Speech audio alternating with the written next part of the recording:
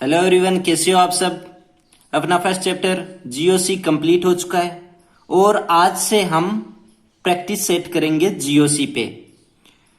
हर practice set में 10 questions होंगे, सभी यूनिक क्वेश्चंस होंगे और उन सब का क्या लॉजिक रहता है उन क्वेश्चन को सोल्व करने का, वो सब मैं आपको यहाँ पे बताऊंगा। तो आज का प्रैक्टिस सेट नंबर 1 जीओसी पे रहता है। आज के 10 क्वेश्चन में फर्स्ट क्वेश्चन ये रहता है, फर्स्ट क्वेश्चन में मोस्ट स्टेबल कार्बोकेटाइन बताना आपको, या फिर मैं यहां पे पूछूं कि कार्बोकेटाइन के ये 4 ऑप्शंस दिए उनका ऑर्डर बताओ हमें। तो मैंने आपको बताया है कि कार्बोकेटाइन मींस यहां पे इलेक्ट्रॉन्स की कमी है। ठीक है, इलेक्ट्रॉन्स की कमी है तो ये इलेक्ट्रॉन्स चाहिए इसको, वो मिलेगा किससे? पाई बॉन्ड से मिल सकता है, या फिर लोन पेयर से मिल सकता है, या फिर ऐसा ग्रुप जो इलेक्ट्रॉन देने वाला हो, प्लस आई वाला या प्लस एम वाला, ऐसे ग्रुप भी ऐड हो रखे हो तब भी वो इलेक्ट्रॉन्स देके इसको स्टेबल बना सकते हैं। मैं अब ऐसे कहूं कि मैंने आपको पढ़ाया है कि इलेक्ट्रोफाइल सब्स्टिट्यूशन रिएक्शन में जब उसकी मैकेनिज्म करते हैं तो स्टेप 3 में हमने देखा कि वहां पे हाइड्रोजन ने अपने इलेक्ट्रॉन दिए हैं पॉजिटिव चार्ज को। क्यों? क्योंकि वो स्टेबल करना चाहता था पॉजिटिव चार्ज को, और कोई ऑप्शन था नहीं पॉजिटिव चार्ज के पास, उसके आसपास ऐसा कोई ग्रुप भी नहीं था कि वो इलेक्ट्रॉन दे पाए। वहां पे हाइड्रोजन था और हाइड्रोजन बोलता है कि मेरे इलेक्ट्रॉन ले लो और आप स्टेबल हो जाओ, मैं यहां से सब्स्टिट्यूट हो जाता हूं। तो मैं ये कहना चाहता हूं कि ये कॉन्सेप्ट और ऐड कर लो कि कार्बोकेटाइन की स्टेबिलिटी में अल्फा एच कौन से होते हैं?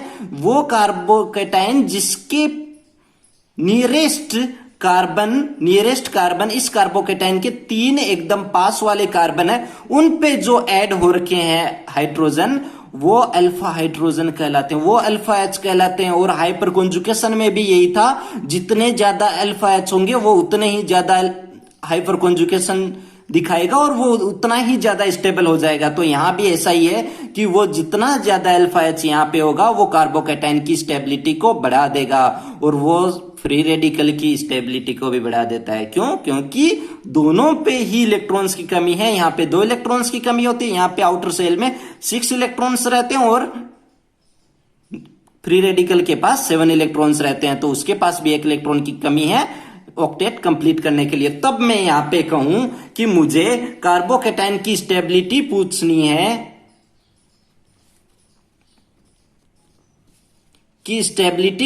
है, तो मैं ऐसे बोलूं कि जितने ज्यादा अल्फा एच होंगे, प्रोपोर्शनल हो जाएगा अल्फा एच के, जितने ज्यादा अल्फा एच होंगे उसकी स्टेबिलिटी उतनी ही ज्यादा हो जाएगी। अब मैं यहां पे फटाफट अल्फा एच की काउंटिंग कर लेता हूं। 3 2 2, यहां पे कितने हुए? 7 अल्फा एच। यहां पे कितना हुआ? 3 2, यहां पे 5 अल्फा एच। यहां पे फटाफट बता दीजिए कितना हुआ? यहां पे 1 है, ओनली 1 अल्फा एच। और यहां पे कितना है? यहां पे 0 अल्फा एच। या तो आप ऐसे कर सकते हो, या मैंने आपका ऑर्डर बताया था कि 3 डिग्री 2 डिग्री 1 डिग्री कार्बोकेटाइन में ये रहता है। क्यों रहता है? क्योंकि 3 डिग्री में 3 एल्काइल ग्रुप ऐड होने की वजह से। एल्काइल ग्रुप होते कौन से? जो प्लस आई वाले होते हैं। प्लस आई मीन्स वो इलेक्ट्रॉन्स देते हैं, तो इसमें अच्छे खासे इलेक्ट्रॉन्स दे देंगे, वो स्टेबल कर देगा पॉजिटिव चार्ज को। तो 3 डिग्री 2 डिग्री 1 डिग्री होता है। यहां पे आप देख सकते हैं 3 डिग्री कौन सा? ये 3 डिग्री है। 2 डिग्री कौन सा? ये 2 डिग्री। ये दोनों 1 डिग्री है। अब आपको इन दोनों में तो डिसाइड करना ही पड़ेगा कौन सा है, तब अपना ये अल्फा एच वाला कॉन्सेप्ट काम आ जाएगा। आप ऐसे भी कर सकते हो, या फिर सभी ऑप्शंस में अल्फा एच देख के उनसे भी कर सकते हो कि किसमें अल्फा एच ज्यादा है, और हमें फिर पता चल जाएगा कि उसकी स्टेबिलिटी ज्यादा है। तो इसका आंसर क्या रह जाता है? अल्फा एच सबसे ज्यादा ए में, उसके बाद बी में, उसके बाद सी में और उसके बाद डी में। तो अपनी स्टेबिलिटी का ऑर्डर ये रहता है कार्बोकेटाइन का, ए बी सी डी। ठीक है, तो सेकंड क्वेश्चन पे चलते हैं। यहां पे पूछा है आपसे कि heat of combustion. Heat of combustion क्या होती है? इसको हिंदी में बोलते हैं दहन की उष्मा। दहन की उष्मा मीन्स ही कंबस्टन मीन्स जब किसी कंपाउंड को जलाते हैं हम बर्न करते हैं कि उसमें कितनी हीट रिलीज हुई है, वहां से कितनी हीट रिलीज हुई है वो बताता है हीट ऑफ कंबस्चन। तो आप यहां पे बताइए, अब सीधी बात है कि जितनी हीट ऑफ कंबस्चन कितनी ज्यादा होगी, जितनी नंबर ऑफ कार्बन्स होंगे, जितने ज्यादा कार्बन्स होंगे उतनी ज्यादा हीट रिलीज होगी। एकदम सही बात। और साथ में ये इन्वर्सली प्रोपोर्शनल होगा स्टेबिलिटी के, वो कंपाउंड जितना ज्यादा स्टेबल होगा उससे उतनी कम हीट रिलीज होगी, उससे उतनी कम हीट रिलीज होगी। ये भी लिख लेना आप। अब फटाफट बता दीजिए यहाँ पे कौन सा कॉन्सेप्ट लगेगा। यहाँ पे नंबर ऑफ कार्बन से काम चल जाएगा, क्योंकि तीनों ऑप्शंस में कार्बन्स की नंबरिंग, कार्बन्स के नंबर अलग अलग हैं। आप यहाँ पे देख सकते हैं फर्स्ट ऑप्शन में कितने कार्बन है, 1 2 3 4 5 6 कार्बन है। यहाँ पे कितने 1 2 3 4 5 कार्बन है। और यहाँ पे कितने 1 2 3 4, यहाँ पे 4 कार्बन है। तो जितने ज्यादा कार्बन होंगे उससे उतनी ही ज्यादा हीट रिलीज होगी। तो मैं बता सकता हूं इसका ऑर्डर क्या रह जाएगा, ए, बी और सी। अपना आंसर क्या रहता है, ए, बी और सी। ए सबसे ज्यादा, क्यों? क्योंकि उसमें सबसे ज्यादा कार्बन है, इसलिए। क्यों? क्योंकि जो HOC होती है वो नंबर ऑफ कार्बन के प्रोपोर्शनल होती है और इन्वर्सली प्रोपोर्शनल होती है स्टेबिलिटी की। वो कंपाउंड जितना ज्यादा स्टेबल होगा उससे उतनी ही कम हीट रिलीज होगी। स्टेबल होगा तो हीट कम रिलीज होगी, स्टेबल कम होगा तो हीट ज्यादा रिलीज होगी। ठीक है, तो अपने क्वेश्चन नंबर 2 ये रहता है। क्वेश्चन नंबर 3 पे चलते हैं कि which of the following is not a resonance structure. कौन सा इनमें से ऐसा ऑप्शन है वो रेजोनेंस स्ट्रक्चर नहीं रखती है। आप इस पे ध्यान से जाइए, फर्स्ट ऑप्शन पे आपको सब पता चल जाएगा। यहां पे नेगेटिव चार्ज है और 2 लोन पेयर है। क्यों? क्योंकि भाई इसने तो 1 इलेक्ट्रॉन 3 लोन पेयर है, सॉरी। क्यों? क्योंकि एक ही बॉन्ड बनाया ना, 2 इलेक्ट्रॉन्स तो यहां पे काउंट हो गए, बाकी बचे कितने इसके पास ऑक्टेट कंप्लीट करने के लिए 6 इलेक्ट्रॉन, तो इसके पास 6 इलेक्ट्रॉन और हैं। तो मैं ऐसे कहूं कि भाई ये नेगेटिव चार्ज है इस पे, ये इलेक्ट्रॉन्स देगा, तो मैं यहां पे साइड में एक बार आपको रेजोनेंस स्ट्रक्चर्स बना के दिखा देता हूं कि कैसी रेजोनेंस स्ट्रक्चर हो सकती है। आप प्रैक्टिस कीजिए उनका। मैंने आपको सब कुछ बता रखा है, क्या रूल्स रहते हैं और क्या उनकी कंडीशंस रहती है कि कहां पे रेजोनेंस स्ट्रक्चर्स, कहां पे रेजोनेंस होगा, कहां पे नहीं होगा। अब ये रहता है कि ये एक लोन पेयर अपना दे देगा, यहां पे देगा, इस वाले कार्बन को देगा, इसके पास एक हाइड्रोजन, इसके पास 4 बॉन्ड पहले से बने हुए, 4 वैलेंसी पहले से है, एक पाई बॉन्ड आ जाएगा तो 5 वैलेंसी हो जाएगी, वो कार्बन को अनस्टेबल कर देगा।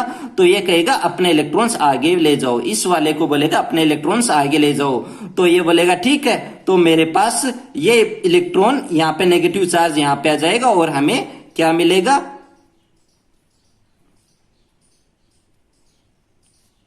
यहां पे नेगेटिव चार्ज आएगा और ये पाई इलेक्ट्रॉन आगे पहुंच जाएंगे। अब क्या होता है कि ऐसे ही नेगेटिव चार्ज आगे पहुंच जाता है, तो आप देखोगे कि ये ठीक है, ये इसके नेगेटिव चार्ज ये पाई बॉन्ड के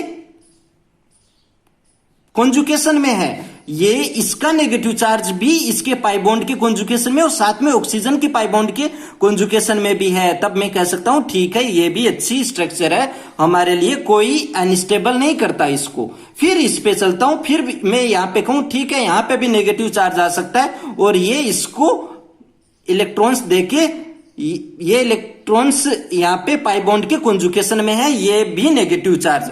बट मैं 4th ऑप्शन में आता हूं, तब मेरे को पता चलता है कि ये नेगेटिव चार्ज कार्बन के ओनली बोला है मैंने, केवल कार्बन के बीच में पाई बॉन्ड बना हुआ है, उसके कॉन्जुकेशन में। यहां पे कार्बन के साथ में ऑक्सीजन भी था, ये एक कॉन्जुकेशन है, यहां पे ओनली इस साइड जाएगा, इस साइड तो जा नहीं पाएगा क्योंकि यहां पे नहीं है, अल्टरनेट में होना चाहिए। अल्टरनेट में तो ये है जो कार्बन के बीच में बना, और कार्बन के बीच में बना हो भाई, वहां पे नेगेटिव चार्ज कार्बन पे नहीं आ सकता। और आप रेजोनेंस स्ट्रक्चर बना के देखना, ये इस वाले कार्बन पे कहीं भी नेगेटिव चार्ज नहीं आएगा। नेगेटिव चार्ज यहां घूमता रहेगा, वंडरिंग करता रहेगा, बट कहीं और जगह पे नहीं आएगा। तो मैं ऐसे क्यों नहीं आएगा? क्यों भाई? क्योंकि नेगेटिव चार्ज उस पे आता है जो जिसकी इलेक्ट्रोनेगेटिविटी ज्यादा होती है। यहां पे इलेक्ट्रोनेगेटिविटी, यहां तो कार्बन कार्बन के बीच में कॉन्जुगेशन में है ना, तो इलेक्ट्रोनेगेटिविटी किसकी ज्यादा है? किसी की नहीं, दोनों कार्बन कार्बन है। तो नेगेटिव चार्ज कार्बन कार्बन की कॉन्जुगेशन में होकर नेगेटिव चार्ज कार्बन पे नहीं आ सकता। तब अपना ऑप्शन हो जाएगा डी। क्यों? ये अपनी रेजोनेंस स्ट्रक्चर नहीं। यहां पे नेगेटिव चार्ज कार्बन पे है। क्यों? क्योंकि आप मान सकते हो कि नेगेटिव चार्ज कॉन्जुगेशन में है ऑक्सीजन के पाई बॉन्ड में भी, तो आप बोल सकते हो कि ये नेगेटिव चार्ज कहीं ना कहीं इससे ऑक्सीजन के कॉन्जुगेशन में है, तो ये इससे आया होगा। ठीक है, आप रेजोनेंस स्ट्रक्चर बना के देखोगे इससे आएगा, बट यहां पे किसी भी तरीके से नहीं आ पाएगा। तो मैं ये कह दूंगा कि ये रेजोनेंस स्ट्रक्चर अपनी नहीं होगी। ठीक है, तो ये क्वेश्चन नंबर 3 रहता है। क्वेश्चन नंबर 4 रहता है most acidic compound in A and B. A and B में मोस्ट एसिडिक कंपाउंड बताना है और most basic compound in C and D. C and D में मोस्ट बेसिक कंपाउंड बताना है। अब बताओ ए और बी में मोस्ट एसिडिक। मैंने एसिडिक का आपको ऑर्थो इफेक्ट पढ़ाया है। ऑर्थो इफेक्ट में मैंने बोला है कि जब बेंजोइक एसिड के ऑर्थो पोजीशन पे कोई भी ग्रुप ऐड कर देते हैं तो वो आउट ऑफ प्लेन चला जाता है, और आउट ऑफ प्लेन जाने की वजह से वो रेजोनेंस नहीं में पार्ट नहीं ले सकता। तो रेजोनेंस में पार्ट नहीं ले सकता, मैंने आपको बताया है।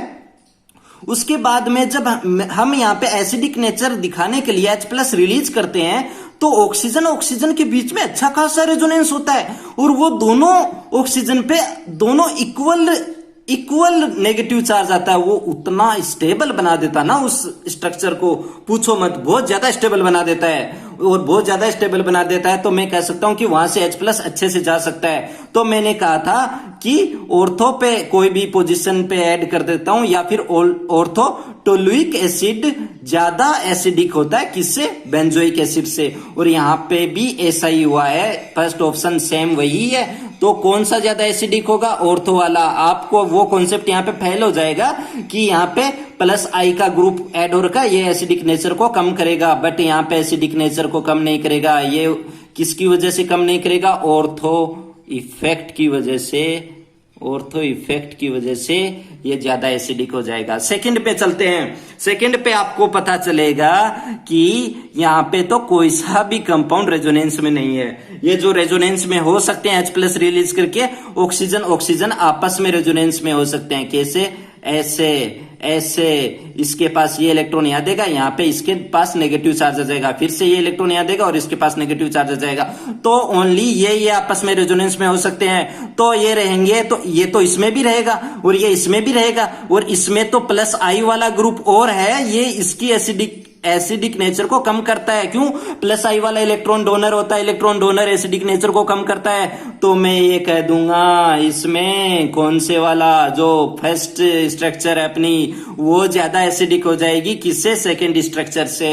अब चलते हैं ऑप्शन नंबर सी पर। सी और डी में बताना हमें मोस्ट बेसिक, ए और बी में बताना था मोस्ट एसिडिक। तो बेसिक नेचर किसका ज्यादा है? फिर से अपन चलिए, मैंने बताया था SIP इफेक्ट में बताया था कि जब एनिलीन के ऑर्थो पोजीशन पे कोई भी ग्रुप ऐड कर देते हैं तो वो इतना अच्छे से बेसिक नेचर नहीं दिखा पाता। क्यों नहीं दिखा पाता? जब यहाँ पे H+ ऐड करते हैं, हम उसका बेसिक नेचर दिखाने की ट्राई करते हैं, तब पता चलता है कि मिथाइल के जो भी हाइड्रोजन होते हैं वो उसके हाइड्रोजन से ओवरलैप, उसके इलेक्ट्रॉन क्लाउडिंग ओवरलैप होने लगते हैं, जिसके कारण रिपल्सन होने लग जाता है। रिपल्सन की वजह से वो स्ट्रक्चर अनस्टेबल की तरफ चली जाती है और अनस्टेबल होने लग जाती है। तो मैं कह दूंगा कि ये अच्छे से बेसिक नेचर नहीं दिखा पाता, ये अच्छे से हाइड्रोजन नहीं ले पाएगा।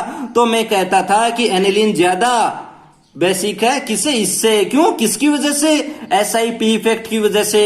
आपको सब बताया मैंने। ऑर्थो इफेक्ट क्या करता है? ऑर्थो इफेक्ट एसिडिक नेचर को बढ़ा देता है, और SIP इफेक्ट क्या करता है? बेसिक नेचर को कम कर देता है। अपना डी ऑप्शन पे चाहिए, इसमें भी बेसिक नेचर बताना है। बेसिक नेचर बताना है कौन सा ज्यादा होगा। फिर से देखिए, इसमें तो चलो रेजोनेंस था, यहाँ पे फिर से वही जो बी में था, कुछ नहीं है। और ऑर्थो पे तो ये और जुड़ा है, और ये क्या करेगा भाई? रेजोनेंस होता तब तो ये कहता है कि यहाँ पे इलेक्ट्रॉन्स क्लाउडिंग ज्यादा रहता है और फिर मैं प्लेनर आउट ऑफ प्लेनर जाने की ट्राई करता, फिर मैं कहता कि मेरा बेसिक नेचर कम हो गया। बट यहाँ पे देखिए कोई रेजोनेंस नहीं है, रेजोनेंस नहीं है, सब कुछ चेंज हो जाएगा। यहाँ पे बेसिक ऑर्थो पे है, ऑर्थो है प्लस आई वाला ग्रुप, ऑर्थो पे कौन सा ऐड हो रखा है, मिथाइल ग्रुप, मिथाइल ग्रुप होता है प्लस आई ग्रुप, और प्लस आई ग्रुप का काम क्या होता है, इलेक्ट्रॉन डोनेटिंग ग्रुप होता है। इलेक्ट्रॉन डोनेटिंग ग्रुप क्या करता है, बेसिक नेचर को बढ़ा देता है। तब मैं बोल दूंगा कि कौन ज्यादा होगा, ये वाली स्ट्रक्चर ज्यादा होगी, इसका बेसिक नेचर ज्यादा होगा, किससे, इससे। ठीक है, तो अपना फोर्थ नंबर ये रहता है। ऑर्थो इफेक्ट, SiP, SiR सब कुछ बता चुका हूं मैं। अब अपन क्वेश्चन नंबर 5 पे चलते हैं। क्वेश्चन नंबर 5 में बताना है एसिडिक स्ट्रेंथ किसकी ज्यादा है। देखिए आप एसिडिक स्ट्रेंथ पहले बताइए, एसिड होता कौन सा है जो H+ देता है और लोन पेयर लेता है, वो एसिड होता है। तो मैं क्या करूंगा, यहाँ पे एक बार उसका कॉन्जुगेट बनाने की ट्राई करूंगा, H+ देके वहां पे नेगेटिव चार्ज बनेगा, वो जो जहां भी सबसे ज्यादा स्टेबल हो जाएगा वो उसकी एसिडिक की स्ट्रेंथ सबसे ज्यादा होगी। फटाफट देखता हूं कहां पे हाइड्रोजन निकल सकता है। फर्स्ट स्ट्रक्चर में बताइए, यहां पे 2 इलेक्ट्रॉन खींचने वाले इलेक्ट्रॉन विड्रोइंग ग्रुप है, इलेक्ट्रॉन विड्रोइंग ग्रुप है। तो मैं क्या यहां पे, यहां से H, यहां पे से H, यहां से या यहां से, कहां से मैं H निकाल सकता हूं। आप बताओगे कि मैं यहां से निकाल सकता हूं, मैं यहां से निकालने का कोई फायदा नहीं है। क्यों नहीं है, क्योंकि बहुत दूर हो जाते हैं यार इलेक्ट्रोनेगेटिव वाले ग्रुप, और जितने ज्यादा इलेक्ट्रोनेगेटिव वाले पास ग्रुप होंगे वो उतना ही ज्यादा एसिडिक होता है। तो मैं इस वाले से H निकालने की नहीं ट्राई करूंगा, मैं ओनली इन 3 पोजीशन पे H निकालने की ट्राई करूंगा। फिर मुझे पता चलेगा कि ये वाला हटाऊंगा ना H+, तो मेरे को और भी ज्यादा एसिडिक नेचर मिलेगा। तो मैं यहां से H+ हटा देता हूं और इस पे नेगेटिव चार्ज ले आता हूं।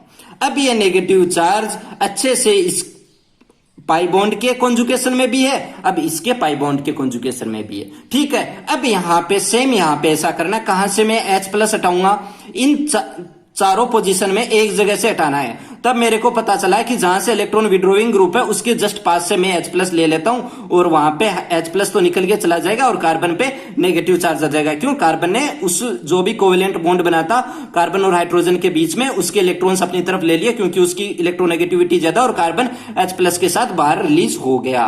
ठीक है, अब फिर क्या होता है, इस पे क्या होगा, इस पे इलेक्ट्रोनेगेटिव वाला यहाँ पे दोनों जगह में कार्बन नेगेटिव चार्ज ले सकता हूं, यहां पे ले सकता हूं, यहां पे ले सकता हूं, किसी एक जगह पे ले लीजिए, यहां पे ले लिया, मान लीजिए यहां पे ले लिया और एक जगह पे ले लिया। अब इस पे आइए, इस पे ध्यान से देखिए, मैं यहां पे एक हाइड्रोजन है, आप देखिए यहां पे एक हाइड्रोजन है क्योंकि कार्बन की 3 ही वैलेंसी कंप्लीट है, मतलब एक हाइड्रोजन तो यहां पे है, छुपा हुआ है, और उस हाइड्रोजन को बाहर निकालो, फटाफट बाहर निकालो। क्यों, क्योंकि ये मेरे बहुत काम आने वाला है, ये मेरे को मोस्ट एसिडिक स्ट्रक्चर देने वाला है। कैसे कैसे कैसे कैसे कैसे ऐसे, यहां पे हाइड्रोजन, यहां पे इलेक्ट्रॉन विड्रोविंग ग्रुप, यहां से भी इलेक्ट्रॉन विड्रोविंग ग्रुप है और ये भी इलेक्ट्रॉन विड्रोविंग ग्रुप है। 3 इलेक्ट्रॉन विड्रोविंग ग्रुप यहां पे ऐड हो रखे हैं और इलेक्ट्रॉन विड्रोविंग ग्रुप क्या करते हैं, एसिडिक नेचर को बढ़ाते हैं। तो यहां पे जो नेगेटिव चार्ज आएगा H+ को हटाने के बाद में वो मोस्ट एसिडिक बना देगा। तो मैं बोल दूंगा D सबसे ज्यादा एसिडिक है। उसके बाद में कौन सा है, उसके बाद में A है। क्यों है, क्योंकि उसके पास कम से कम 2 इलेक्ट्रॉन विड्रोविंग ग्रुप है। फिर मैं चलता हूं B और C पे, फिर मेरे को पता चलेगा C में अब होता क्या है कि जब ऑक्सीजन 2 सिग्मा बॉन्ड से बंधा हुआ हो, 2 सिग्मा बॉन्ड से अटैच हो रखा हो, तब वो इलेक्ट्रॉन रिलीजिंग ग्रुप होता है, और जब वो पाई बॉन्ड से अटैच हो रखा हो तब वो इलेक्ट्रॉन विड्रोविंग ग्रुप होता है। ऐसा आपको पता है, क्यों, आप देखिए मेरे सभी लेक्चर, वहां पे आपको पता चलेगा। मैंने बताया है कि कीटोन ग्रुप या एल्डिहाइड ग्रुप या कार्बोक्सिलिक ग्रुप क्यों एसिडिक नेचर दिखाते हैं, क्योंकि ज्यादा एसिडिक नेचर इसीलिए दिखाते हैं क्योंकि इनमें पाई बॉन्ड के साथ ऑक्सीजन अटैच हो रखा है, और ईथर वगैरह कम एसिडिक होते हैं। क्यों, क्या, क्योंकि वहां पे सिग्मा बॉन्ड के अटैच हो रखा हो ऑक्सीजन, तो यहां पे ये कहीं ना कहीं इलेक्ट्रॉन देने वाला ग्रुप है और इलेक्ट्रॉन देने वाला ग्रुप है। तो और यहां पे इलेक्ट्रॉन देने वाला ग्रुप इन हाइड्रोजन जहां पे मैंने नेगेटिव चार्ज लगाया है वहां से तो दूर है, यहां तो बिल्कुल पास है। तो ये एसिडिक नेचर कम कर देगा। क्यों, क्योंकि इलेक्ट्रॉन देने वाला ग्रुप एसिडिक नेचर को कम कर देता है और इलेक्ट्रॉन लेने वाला ग्रुप एसिडिक नेचर को बढ़ा देता है। तब ये तो थोड़ा दूर है, यहां तो अच्छे से इसका +I होगा, +I बोल सकते हो या +M बोल सकते हो, वो होगा। तो मैं ये कह दूंगा कि उसके बाद में C आएगा, उसके बाद में B आएगा। B लीस्ट एसिडिक क्यों होगा, क्योंकि उसके जस्ट पास में इलेक्ट्रॉन डोनेटिंग ग्रुप ऐड हो रखा है, इलेक्ट्रॉन रिलीजिंग ग्रुप ऐड हो रखा है, प्लस M वाला ग्रुप ऐड हो रखा है, प्लस I वाला ग्रुप ऐड हो रखा है। बट मैं ये कहूंगा C में प्लस I या प्लस M वाला ग्रुप थोड़ा सा दूर है, थोड़ा सा दूर है, तो मैं उसका फायदा उठा लूंगा और ये एसिडिक नेचर ज्यादा दिखा देगा किससे, B से। ये रहता है अपना BACB ऑर्डर रहता है एसिडिक स्ट्रेंथ का। अब हम चलते हैं क्वेश्चन नंबर 6 पे। क्वेश्चन नंबर 6 अपना है ये, ध्यान से देखिए क्वेश्चन नंबर 6 को। Acidic strength of OH group, OH group की एसिडिक स्ट्रेंथ बतानी है आपको, एसिडिक स्ट्रेंथ बतानी है आप। तो कैसे बताओगे आप इसमें एसिडिक स्ट्रेंथ? यहां पे 4 OH ग्रुप हैं, ठीक है।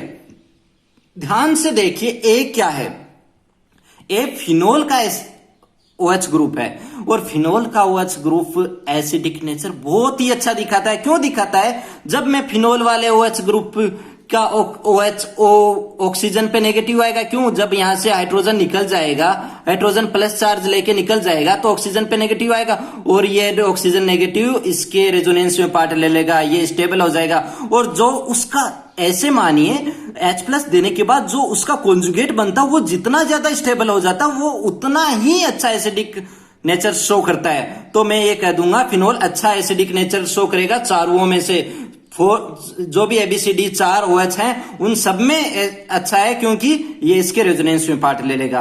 अब चलते हैं B पे, जाइए B पे। आप देखिए यहाँ पे -I लग रहा है, किसका लग रहा है -I? इस फिनाइल ग्रुप का। -I वाले ग्रुप्स में देखिए फिनाइल ग्रुप कुछ ना कुछ इलेक्ट्रॉन खींचने वाला, इलेक्ट्रॉन विड्रोविंग ग्रुप है। तो यहाँ पे -I क्या करता है? एसिडिक नेचर को बढ़ा देता है, तो ये B इसके बाद में आ जाएगा। मैं आपको बताऊंगा B COD से क्यों ज्यादा है। COD में देखिए यहाँ पे -I, ये तो बिल्कुल पास है, यहाँ पे इसका -I इसके ऑर्थो पे लग रहा है, ठीक है। तो मैं ये तो बेंजीन रिंग पे है ना, बेंजीन रिंग पे है तो ज्यादा एसिडिक होगा B C और D से, क्योंकि ये बेंजीन, ये अलग रिंग पे है। और बेंजीन रिंग पे होने का क्या फायदा है? वो कहीं ना कहीं -I ज्यादा दिखाता है बेंजीन रिंग से। अब इस पे मैं कह दूंगा कि बेंजीन का -I COD पे भी लगेगा, बिल्कुल लगेगा। बेंजीन का -I COD पे, फिनाइल ग्रुप का भी लगेगा, बट इससे तो कम लगेगा यार। ये तो बिल्कुल बेंजीन पे है, बेंजीन या फिनाइल ग्रुप पे बोल सकते हैं, उस पे बिल्कुल उसी पे है ये। यहाँ पे CH2 और है, तब में ये फिनोल से अलग है क्योंकि एक कार्बन बीच में और आया है, ठीक है। तो मैं ऐसे कह दूंगा B ज्यादा एसिडिक है COD से। अब COD पे चलते हैं, कौन सा ज्यादा एसिडिक है? यहाँ पे -I लग रहा है, यहाँ पे भी -I लग रहा है, किसका? फिनाइल ग्रुप का। फिर बोल सकता हूं ये -I बिल्कुल पास है, C के बिल्कुल पास है, D से तो एक कार्बन छोड़ के है, C के जस्ट पास है, तो मैं कह दूंगा C है होगा, फिर D होगा। D में क्यों? A का क्यों ज्यादा है? फिनोल के वजह से। B का क्यों ज्यादा है? कहीं ना कहीं -I ज्यादा लग रहा है, क्योंकि वह उसी रिंग पे है, फिनाइल ग्रुप के रिंग पे है। तो मैं ये कह सकता हूं B उससे ज्यादा है। COD में क्यों ज्यादा है? -I दोनों में ही लग रहा है, सेम है दोनों। जब OH यहां पे होता ना, C यहां पे होता, ये D यहां पे होता, D अपनी जगह होता और C वाला OH ग्रुप यहां पे होता, तो दोनों सेम हो जाते। क्यों? दोनों के लिए -I, एक ही नंबरिंग देखिए 1-2 पे है, ये भी 1-2 पे है, तो मैं कह सकता हूं कि दोनों के लिए -I सेम होता और दोनों का एसिडिक नेचर भी सेम होता COD। बट यहाँ पे -I ज्यादा होगा क्योंकि ये बिल्कुल पास है, क्योंकि इंडक्टिव इफेक्ट होता है वो डिस्टेंस पे डिपेंड करता है। वो जितना ज्यादा पास होगा उतना ही अच्छा इंडक्टिव इफेक्ट लगेगा, और जितना ज्यादा -I लगेगा वो उतना ही ज्यादा एसिडिक नेचर होगा। तो C का एसिडिक नेचर ज्यादा होगा किससे? D से, ठीक है। तो ये रहता है अपना ABCD, अपना ऑर्डर रहता है। अब चलते हैं क्वेश्चन नंबर 7 पे। क्वेश्चन नंबर 7, इसमें बताना है order of basic strength. Basic strength का ऑर्डर बताना है। ये अपने रहते हैं 4 ऑप्शन। अब बताइए, मैंने आपको एक चीज बताई थी जो पहले भी बताई थी कि एनिलीन कम बेसिक नेचर शो करता है किससे? अमोनिया से। क्यों? क्योंकि एनिलीन का जो ऑक्सीजन का जो भी नाइट्रोजन है उस पे जो लोन पेयर है वो उसके रेजोनेंस में पार्ट ले रहा है, और रेजोनेंस में पार्ट ले रहा है तो वो अच्छे से लोन पेयर दे नहीं सकता। बेसिक नेचर होता क्या है? H+ लेना और लोन पेयर देना, तो ये अच्छे से लोन पेयर दे नहीं सकता है। तो मैं कहता हूं कि एनिलीन कम बेसिक है किससे? NH3 से, अमोनिया से। अब बोलिए आप यहाँ पे फटाफट बता दीजिए आप कि जो रेजोनेंस में पार्ट ले लेगा ना वो कम बेसिक हो जाएगा। मेरे कहने का यही मतलब है, यही इसका रिजल्ट है। अब फटाफट बताइए आप। मैं चलता हूं पहले फोर्थ पे। फोर्थ कहीं पे रेजोनेंस दिख रहा है? नहीं दिख रहा, तो ठीक है। सी पे दिख रहा है? नहीं दिख रहा। अब मैं एक और बात बताता हूं कि मैंने बताया है कि एसिडिक नेचर जब हम पीरियडिक टेबल में लेफ्ट टू राइट जाते हैं तब भी एसिडिक नेचर बढ़ता है। कौन सा बढ़ता है? Acidic nature. और जब हम टॉप टू बॉटम जाते हैं तब भी एसिडिक नेचर बढ़ता है। दोनों साइड एसिडिक नेचर बढ़ता है तो बेसिक नेचर दोनों साइड कम हो जाएगा।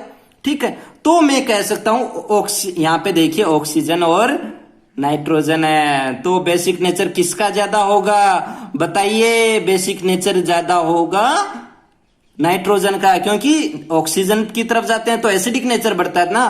तो डी और सी में कौन सा ज्यादा होगा? बेसिक नेचर किसका ज्यादा होगा? डी का होगा, सी से ज्यादा। क्यों? क्योंकि जब हम पीरियडिक टेबल में लेफ्ट टू राइट जाते हैं तो एसिडिक नेचर बढ़ता है, बेसिक नेचर कम होता है, नाइट्रोजन पहले आता है। नाइट्रोजन पहले आने के कारण बेसिक नेचर इस साइड कम होने लगता है, ऑक्सीजन का कम हो जाएगा और नाइट्रोजन का बढ़ जाएगा। आप यहाँ पे हाइब्रिडाइजेशन से भी कर सकते हैं। मैंने आपको यह भी बताया जितना ज्यादा एस परसेंटेज होगा उतना ही ज्यादा एसिडिक होगा। यहाँ पे sp2 और sp3 यहाँ पे लगा के देख सकते हैं कि किसका हाइब्रिडाइजेशन ज्यादा होगा। जो जिसमें एस परसेंटेज ज्यादा होगा वो उतना ही ज्यादा एसिडिक होगा। ठीक है, अब ए और बी में चलिए। ए और बी में आप देखिए इसका लोन पेयर इसमें पार्ट ले रहा और इसमें पार्ट लेने के कारण ये इस रिंग को एरोमेटिक बना रहा है। मैंने एरोमेटिक का भी सब कुछ बताया। 4n+2 पाई इलेक्ट्रॉन होने चाहिए, जिससे भी एरोमेटिसिटी चाहिए उसमें 4n+2 पाई इलेक्ट्रॉन होने चाहिए। आप देखिए 4n+2 पाई इलेक्ट्रॉन कौन से हैं? ये इलेक्ट्रॉन। आप इस सब ये लोन पेयर इसमें पार्ट ले लेगा तो कितने पाई इलेक्ट्रॉन हो गए? 2 तो पहले से थे, एक और आ गया। तो मैं 4n+2 के इक्वल टू 6 रखूंगा। क्यों? 3 पाई इलेक्ट्रॉन हो जाएंगे ना। पाई कितने? पाई बॉन्ड कितने होंगे? 3। क्यों? एक तो इससे बनेगा, 2 पाई ऑलरेडी है, और इलेक्ट्रॉन कितने हो जाएंगे? 6। 4n=4 और n=1, जो कि एक इंटीजर और n इंटीजर है, तो मैं कह सकता हूं कि ये एरोमेटिसिटी n इंटीजर आ जाए ना। Pi bond 4n+2 pi electron के इक्वल टू जो भी रखो, उसके बाद में n इंटीजर आ जाए तो हम कह सकते हैं कि वो कंपाउंड एरोमेटिक है। तो ये कंपाउंड ये इलेक्ट्रॉन देके एरोमेटिक बनाता है इसको। तो मतलब मैं कह दूंगा ये इसके इलेक्ट्रॉन इसमें पार्ट ले रहे हैं इसको स्टेबल बनाने के लिए। तो ये किसी और कंपाउंड को तो इलेक्ट्रॉन्स अपने लोन पे इतने अच्छे से दे नहीं सकता, तो इसकी बेसिक स्ट्रेंथ सबसे कम हो जाएगी क्योंकि ये पार्ट ले रहा है। अब इस पे जाइए, ये तो पहले से ऑलरेडी स्टेबल है। क्यों? 6 पाई इलेक्ट्रॉन। 4n+2 = 6 आप यहां पे भी रख कर देखा है, n=1 आ रहा है और n=1 यहां से भी आएगा, तो ये तो पहले से ही एरोमेटिक है। इसके लोन पेयर पार्ट लेने की जरूरत नहीं है, क्योंकि ये पार्ट ले लेगा तो ये इसको एंटी एरोमेटिक बना देगा। एंटी एरोमेटिक तो कंपाउंड अनस्टेबल होता है, एरोमेटिक स्टेबल होता है। तब मैं कह दूंगा इसका पार्ट नहीं लेगा। क्यों नहीं लेगा? क्योंकि ये 4n+2 पाई = 8 हो जाएगा। अगर ये पार्ट ले तो 3 तो पाई बॉन्ड है, उनसे 6 इलेक्ट्रॉन हो जाएंगे और ये हो जाएगा, ये 2 भी पार्ट ले लेंगे तो 8 हो जाएगा। और 8 यहां पे रखने पे हमारा इंटीजर नहीं आता, माइनस में आता है। माइनस में ये n=-1 आता है, जो वो हमारे लिए सही नहीं है। तो मैं ये कह सकता हूं कि ये एंटी एरोमेटिक बना देता है। ये यदि ये पार्ट ले लेगा तो अब इसका पार्ट नहीं लेना पड़ता है। फिर बताइए, अब बताइए ए सबसे ज्यादा, डी कैसे है? क्योंकि यहां कुछ भी पार्ट लेने की कोई भी गुंजाइश नहीं है। उसके बाद में सी और ए और बी में सबसे ज्यादा बेसिक कौन सा है? ए है। क्यों है? ए है क्योंकि ये इसमें पार्ट नहीं ले रहा, और बी सबसे कम होगा। क्यों? क्योंकि ये सबसे अच्छे से इलेक्ट्रॉन्स इसके पार्ट ले रहे हैं। डी सबसे ज्यादा क्यों है? क्योंकि कहीं भी इसके इलेक्ट्रॉन रेजोनेंस में पार्ट नहीं ले सकते। ठीक है, तो डी सबसे ज्यादा है। बेसिक नेचर दिखाएगा, उसके बाद में सी, उसके बाद में ए और उसके बाद में बी।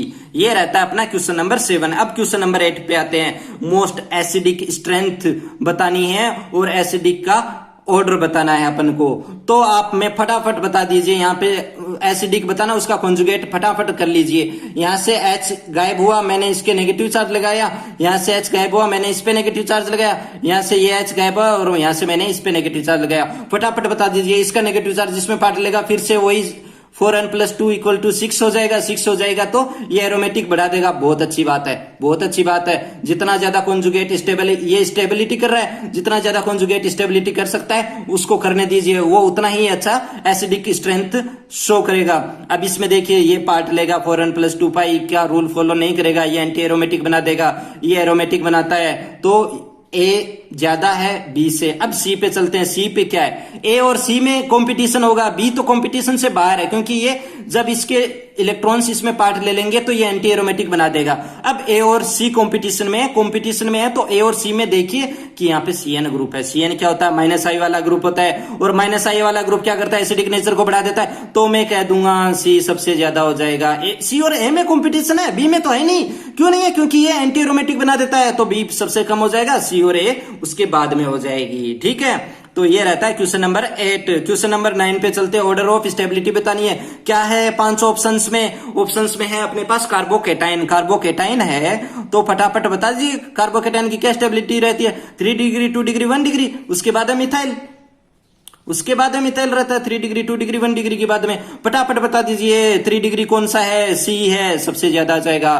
फिर बताइए 2 डिग्री कौन सा है, बी और ई है। कॉम्पिटिशन हो गया, कंपटीशन यहां पे हो गया बी और ई में। अब मैंने आपको फर्स्ट क्वेश्चन में बताया था कि अल्फा एच जहां पे ज्यादा होंगे वो कार्बोकेटाइन उतना ही स्टेबल होगा। तो फटाफट बता दीजिए यहाँ पर अल्फा एच कितने हैं, 6 अल्फा एच है, 6 अल्फा एच है। और यहाँ पे कितने हैं, यहाँ पे हैं 2 2 4 है, 4 अल्फा एच है। तो कंपटीशन में कौन आगे बाजी मार गया, बी बाजी मार गया ई से।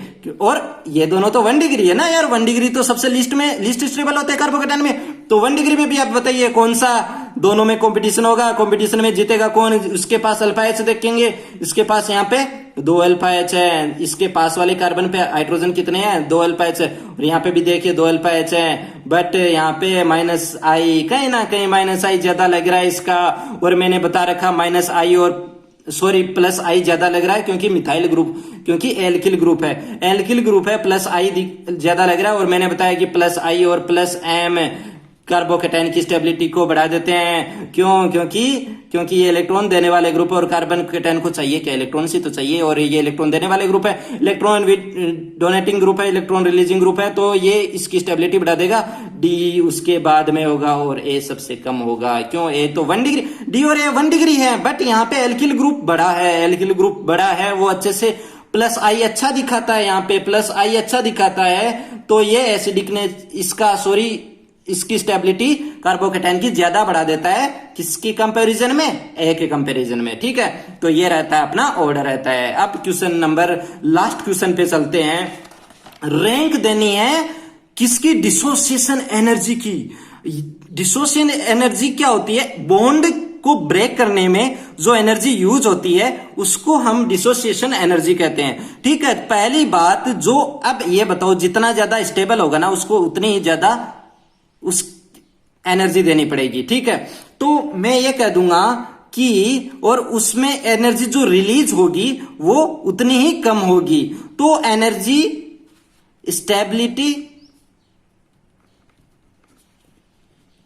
डिसोसिएशन एनर्जी 1 स्टेबिलिटी हो जाएगी, यूनिवर्सली प्रोपोर्शनल हो जाएगी।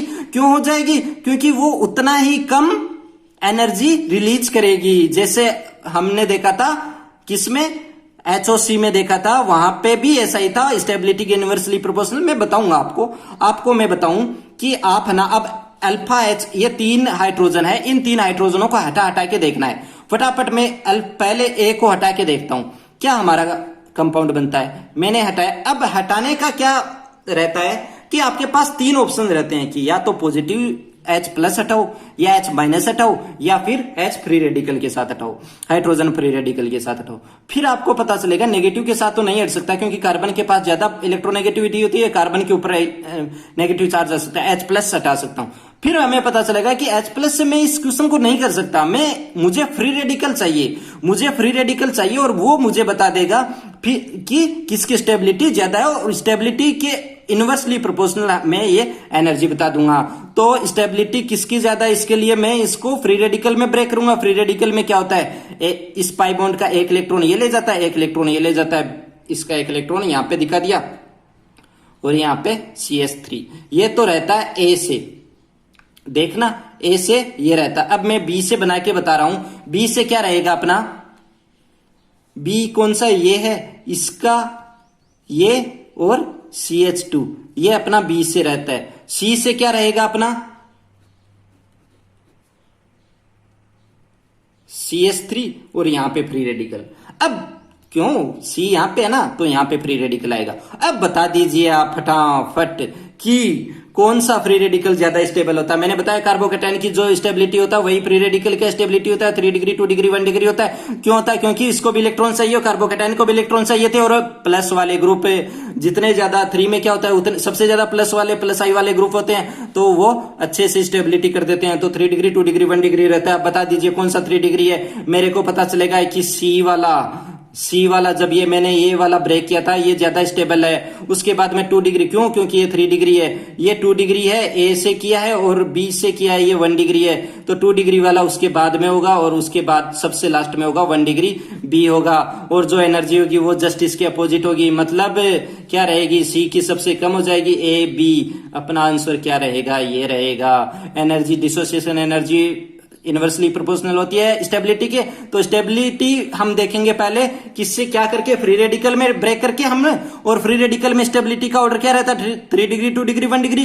क्यों रहता है ये, क्योंकि जितना ज्यादा एल्किल ग्रुप होगा उतना ही ज्यादा स्टेबिलिटी फ्री रेडिकल की बढ़ा देगा। क्यों बढ़ा देगा, क्योंकि फ्री रेडिकल के पास एक इलेक्ट्रॉन की कमी और उसको इलेक्ट्रॉन देने वाला चाहिए। इलेक्ट्रॉन रिलीजिंग ग्रुप जितने ज्यादा होंगे वो उसकी स्टेबिलिटी बढ़ा देता है। तो सी बी ए 3 डिग्री 2, क्यों सी वाला ब्रेक किया, ये सी से ब्रेक किया हुआ है, ये वाला सी से ब्रेक किया है तब आया मेरे पास। ये वाला बी से किया, ये वाला ए से हाइड्रोजन निकाला है तब फ्री रेडिकल बना। ये हमारी बनाया था हमने, किस लिए बनाया था, स्टेबिलिटी देखने के लिए बनाया था कि 3 डिग्री कौन सा है, 2 डिग्री कौन सा, 1 डिग्री। फिर पता चला कि सी वाला 3 डिग्री है, ए वाला 2 डिग्री है, बी वाला 1 डिग्री है। तो ये अपना स्टेबिलिटी रहती है और उसके जस्ट अपोजिट ये रह जाएगी, ये रहता है। तो अपना प्रैक्टिस सेट नंबर 1 ये रहता है। 2 अपन कल आएंगे 2 के साथ। ऐसे ही हमारे साथ बने रहिए। Thank you.